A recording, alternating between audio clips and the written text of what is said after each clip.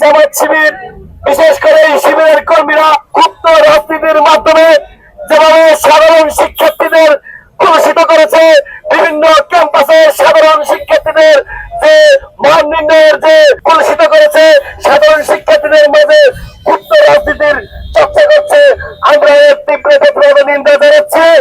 একই সাথে আপনাদেরকে স্মরণ করে দিচ্ছি, এই জামাত শিবির যে ওসমান হাদিকে নিয়ে রাজনীতি করে, সেই ওসমান হাদি কিন্তু বলে গিয়েছে যে জামাত শিবিরের রাজনীতি আন্ডারগ্রাউন্ডের রাজনীতি।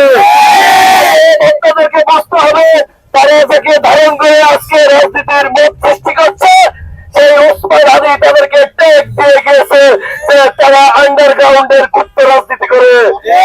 অতএব আপনাদেরকে হুঁশিয়ার করে বলে দিতে চাই, 90-এর মতো জাতীয়তাবাদী ছাত্রদল আবার যদি জাগ্রত হয়, তাহলে সারা বাংলাদেশে কোথাও জামাত শিবির খুঁজে পাওয়া যাবে না, খুঁজে পাওয়া যাবে না, খুঁজে পাওয়া যাবে না। তারা হামলা করে একটা ছেলের, একটা সাধারণ শিক্ষার্থীর পায়ের গোড়ালি কেটে নিয়েছে। সেই গোড়ালি কেটে তারা ফেসবুকে ভোট বাহিনী বিভিন্ন ভাবে ছাত্রদলের নামে অপপ্রচার করছে। আপনাদের ছাত্রদলের প্রতিটা ভাইয়ের কাছে আমার বিনীত অনুরোধ থাকবে, আপনারা সোশ্যাল মিডিয়া অ্যাক্টিভ হন, সত্য প্রচার করুন, মানুষকে সত্য জানার ব্যবস্থা করে দিন। কারণ এই ভোট বাহিনী মিথ্যা প্রচারণা করে দেশের মানুষকে বিভ্রান্ত করছে, ছাত্রদলের নামে বদনাম করছে। এটার প্রতিহত আপনাদেরকে করতে হবে।